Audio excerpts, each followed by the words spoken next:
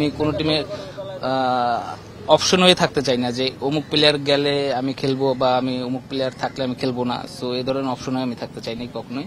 অবশ্যই ভালো লাগতেছে। আর মানে কি বলবো, যে জিনিসটা মিস করতেছিলাম আর কি ক্রিকেট খেলার, সো অবশ্যই খুব ভালো লাগতেছে। অনেকদিন পর খেললাম আর কি প্রিমিয়ার লিগ, তো অবশ্যই ভালো লাগতেছে। আর কি বলবো এটা নিয়ে, অনেক কিছু নতুন নতুন লাগতেছিল। কারণ আপনি যদি খেলার আগের যে প্রিপারেশন ছিল, তো আমার মনে হয় যে আমি 1.5 বছর পর আবার সেই প্রিপারেশন নিলাম আর কি, যেরকম লাগেজ গোছানো, ব্যাগ গোছানো,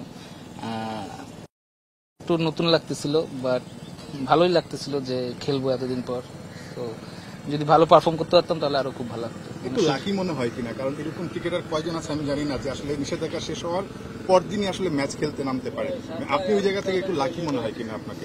না ভাই, আমি অনেক আনলাকি ভাই, এত লাকি না আমি। কেন? আমার কাছে মনে হয় আর কি। বাট এখন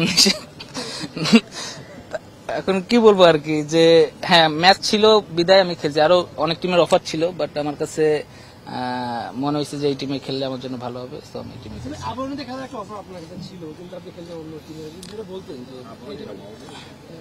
না অফার ছিল, না অফার ছিল অনেক টিমে। বাট আমার যে জিনিসটা আমার কাছে যেটা ম্যাটার করে সেটা হচ্ছে প্রায়োরিটি, আর হচ্ছে আপনি কিভাবে আমার সাথে আচরণ করতেছেন আর কি। আর যেহেতু সুপার লিগ খেলার কথা ছিল, তো আমি